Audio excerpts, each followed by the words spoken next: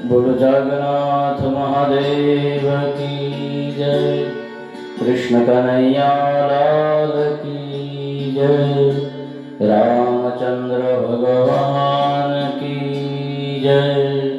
कुलदेवी मात की जय। अपने अपने गुरु महाराज की जय। जलाराम बापानी जय। वीरबाई मात की जय। अपने अपने माता पिता की जय। सत्य सनातन धर्म की जय। हरि ओम नमः पार्वती पतये। हर हर महादेव हर। सर्वने श्रावण मासनी शुभकामना સાથે શ્રાવણ માસનો 13મો દિવસ અને આજે બુધવાર. તો વાલા ભક્તજનો, કથામાં પ્રવેશ કરીએ પહેલા મંગલાચરણ કરીએ.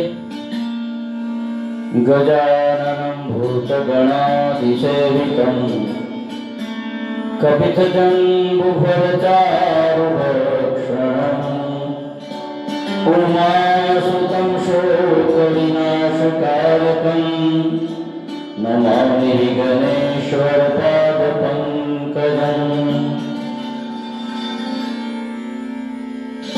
વંદે દેવયમાપતિ સુરગુરુ વંદે જગત્કારણં વંદે પન્નગભૂષણં મૃગધરં વંદે પશૂનાં પતિ વંદે સૂર્યશશાંકવહનિનયનં વંદે મુકુંદં પ્રિયં વંદે ભક્તજનાશ્રયં ચ વરદં વંદે શિવં શંકરં. યા દેવી સર્વભૂતેષુ हेमावाणीरूपेण संस्थिता नमस्तस्यै नमस्तस्यै नमस्तस्यै नमो नमः. नमोस्तुते व्यासविशालबुद्धे फुल्लारविन्दायतपत्रनेत्र येन त्वया भारततैलपूर्णे प्रज्वालितो ज्ञानमय प्रदीप.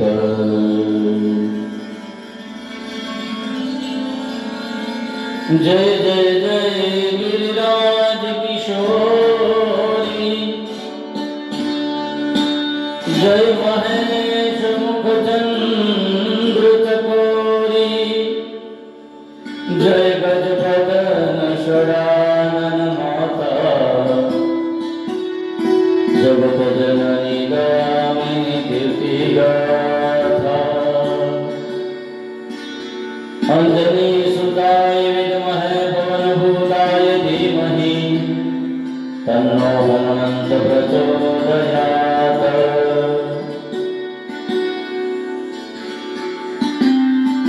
વાલા ભક્તજનો, આજની કથામાં આપણે 15મો અધ્યાય લિંગ પુરાણમાંથી લઈએ છીએ અને ભગવાન શિવનું એક અઘોર રૂપ છે. તો એ અઘોરેશ રૂપનું મહિમા શું છે, એ અઘોર નામના અઘોર મંત્રના જપ કરવાથી આપણને શું ફાયદો મળે છે, આપણે કરેલા પાપો છે એ પાપોમાંથી મુક્ત થવું હોય તો આ અઘોર મંત્રનો જપ કરવો પડે. એની વિશેની ટોટલ માહિતી આજ આ 15મા અધ્યાયની અંદર લિંગ પુરાણમાંથી આપેલી છે. તો ચાલો કથામાં પ્રવેશ કરીએ. તતસ્તસ્મિન ગતે કલ્પે કૃષ્ણ વર્ણે ભયાનકે તુષ્ટાવદેવ દેવેશ બ્રહ્માકં બ્રહ્મરૂપિણી. સુદજી શૌનકાદી ઋષિઓને કથા સંભળાવી રહ્યા છે લિંગ પુરાણની આ કૃષ્ણ વર્ણનો ભયંકર કલ્પકાલ વ્યતીત થયા પછી બ્રહ્માજીએ તે રૂપ દેવેશ્વરની સ્તુતિ કરી. તો એ દેવ કોણ? તો કે મહાદેવ. આ દેવની સ્તુતિ કરી ભગવાન શંકર છે પ્રસન્ન થયા અને પ્રસન્ન થયેલા ભગવાન શંકર છે બ્રહ્માજીની ઉપર કૃપા વરસાવીને કહેવા લાગ્યા કે હે મહાભાગ્યશાળી બ્રહ્મ, હું આ અઘોર રૂપથી જ બ્રહ્મહત્યા વગેરે ભયાનક પાપો અને બીજા ઘણા નાના મોટા પાપો છે એને નાશ કરું છું. શિવજી કહે છે કે હે પિતામહ, મન વાણી તથા શરીરથી કરેલા તીવ્ર પાપ, સંજોગો વશાત તથા જાણી બુજીને કરેલા સ્વાભાવિકપણે કરેલા પાપ તથા આવી પડેલા પાપ તથા માતા પિતા તરફથી પ્રાપ્ત થયેલા પાપ અને તેમને લીધે કરવા પડેલા પાપ, આ બધા જ પાપો છે, બધા જ દુઃખો છે. મહાદેવ અઘોર રૂપની અંદર આવીને કહે છે કે એને હું નાશ કરું છું, એમાં લેશ માત્ર પણ શંકા નથી. મંત્ર કયો છે? જે જપવા જેવો મંત્ર છે. જેમ મૃત્યુંજય છે એ અમોઘ બાણ છે, એમ આ મંત્ર પણ એવી જ રીતે અમોઘ છે કે જે સતત અને સતત એનો જપ કરીએ તો આપણા જીવનની અંદર કરેલા તમામ પાપો છે એમાંથી આપણને મુક્તિ મળે છે. અઘોરે ભ્યો ઘોરે ભ્યો ઘોર ઘોર તરે ભ્યો સર્વેભ્ય સર્વ સર્વેભ્યો નમસ્તે સ્તોત્ર રૂપેભ્યો નમસ્તુતે સ્તોત્રેભ્યો. આ અઘોર મંત્રનો 1,00,000 વાર જપ કરવાથી મનુષ્ય છે એને કદાચ બ્રહ્મહત્યા કરી હોય તો એમાંથી મુક્તિ મળે છે. એ પાપ વાણી દ્વારા કર્યું હોય, કોઈ બ્રાહ્મણ છે એને મારી નાખીએ એનું ખૂન કરીએ તો એ બ્રહ્મહત્યા કહેવાય. પણ એ જ બ્રાહ્મણની આપણે કોઈ પણ પ્રકારે નિંદા કરીએ, ઘોર અપમાન કરીએ, કોઈ જગ્યાએ શ્રીમદ ભાગવત કથા છે, કોઈ ભાગવત પરાયણ છે, આ ચાલતું હોય અને એ સમયે એ બ્રાહ્મણ છે એની નિંદા કરીને સભામાં એને અપમાનિત કરીએ એટલે એ બ્રહ્મહત્યા સમાન પાપ છે. પણ આવું જો કોઈ બ્રાહ્મણનું અપમાન કર્યું હોય તો એના માટે થઈને 50,000 વાર આ અઘોર મંત્રના જપ કરવાથી પાપમાંથી મુક્ત થવાય. અને બેઠા બેઠા માનસિક રીતે પણ બ્રાહ્મણનું ખરાબ વિચાર્યું હોય તો પણ એક માનસિક બ્રાહ્મણની એ બ્રહ્મહત્યા થઈ કહેવાય. તો એના માટે 25,000 વખત આ અઘોર મંત્રનો જપ કરવો પડે તો એ બ્રહ્મહત્યામાંથી અને એના પાપમાંથી આપણને મુક્તિ મળે. આ જાણી બુજીને કરેલા એ પાપ માટે 4 લાખ અને ક્રોધને લીધે કરેલા પાપ એના નિવારણ માટે 8 લાખ. આ અઘોર મંત્રનો જપ કરવો જેથી કરી એમાંથી આપણે મુક્ત થઈ શકીએ. કોઈ વીર પુરુષ હોય કે જે સમાજનું રક્ષણ કરવા વાળો છે ને એનો વધ આપણે કર્યો હોય તો પણ આપણને પાપ લાગે. એ પાપમાંથી મુક્ત થવા અઘોર મંત્રનો 1,00,000 વાર જપ કરવો પડે. ગર્ભની હત્યા એનું પણ પાપ લાગે. એના માટે 1 કોટી વાર જપ કરવો. માતાનો વધ કરવામાંથી માનવી છે ને 10 લાખ અઘોર મંત્રના જપ કરે તો એ શુદ્ધ થાય. આ શિવ પોતે કહે છે, શિવના મુખમાંથી નીકળેલી વાણી બ્રહ્મા એને સાંભળી રહ્યા છે અને પછી સૂત શૌનકાદી ઋષિઓનું આ વૃત્તાંત ગાયનો વધ કરનાર, સ્ત્રીની હત્યા કરનાર તથા વિશ્વાસઘાત કરનાર આ પાપી માનવી અઘોર મંત્રના જાપથી આ પશ્ચાતાપ પૂર્વક 10 લાખ વાર જપ કરીને તો આ પાપમાંથી મુક્ત થાય.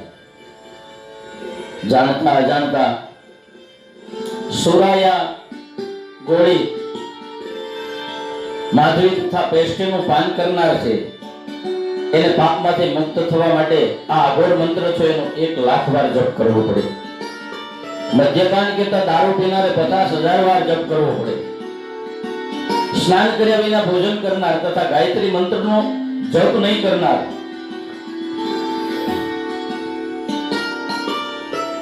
તથા પંચ યજ્ઞ કર્યા વગર ભોજન કરનાર દ્વિજ 1000 વાર અઘોર મંત્રનો જપ કરવાથી પવિત્ર થાય.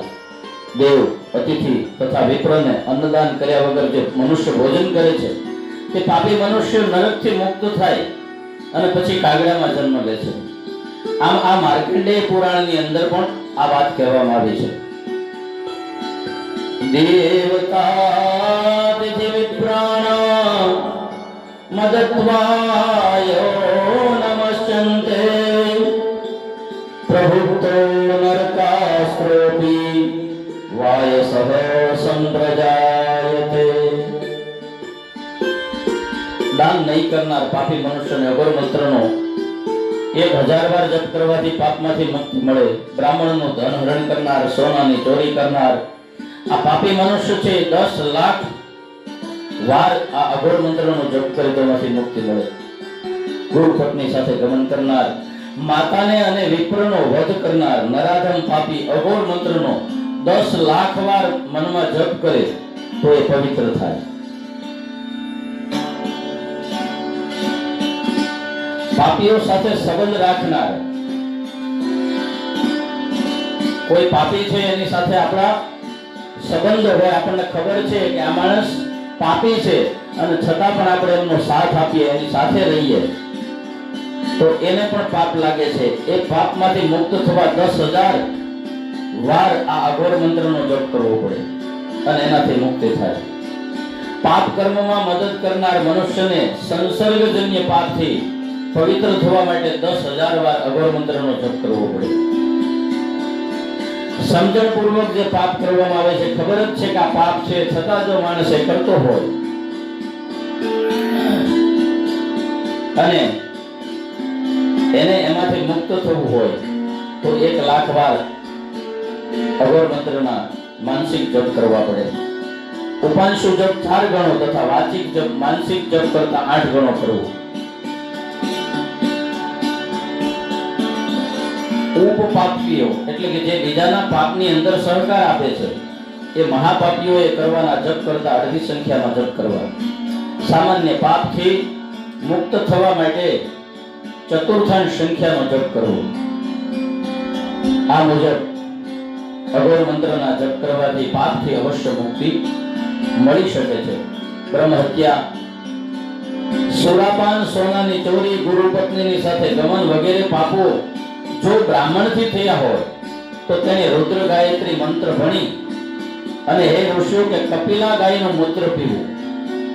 ત્યાર પછી ગંધ દ્વારા જે વૈદિક મંત્ર છે એનાથી છાણ લીપવું. તેજો અસ્તુ શુક્રમસી એ મંત્રથી ઘી લેવું. અપ્યાય સ્વહ એ મંત્રથી દૂધ લેવું અને દધિક્રાવણો એ મંત્રથી કપિલા ગાયનું તાજું દહીં લેવું. પીળાયા કાળા વર્ણની ગાય હોય એને કપિલા ગાય કહેવામાં આવે છે. દેવસ્ય ત્વયા એ મંત્રથી દર્ભ નાખેલું જળ લેવું.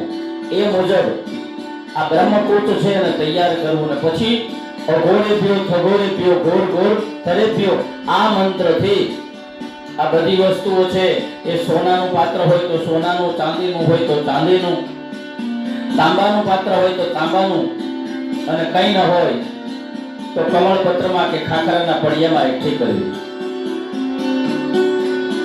તેમાં બધો રત્નો સહિત સોનું નાખવું. ત્યારબાદ અઘોર મંત્રનો 1 લાખ વાર જપ કરવો. તે પછી અગ્નિમાં ઉપર જે જણાવ્યું છે એ પ્રમાણે એકઠા કરેલા દ્રવ્યની, ઘીની, મૃતયુક્ત ચરુની, પલાશની સમાધિઓ, જે પલાશની સમિધાઓ બનાવી હોય, જવ, તલ તથા ડાંગરની એમ દરેક દ્રવ્યની જુદી જુદી 7 આહુતિઓ અઘોર મંત્ર ભણીને આપવી.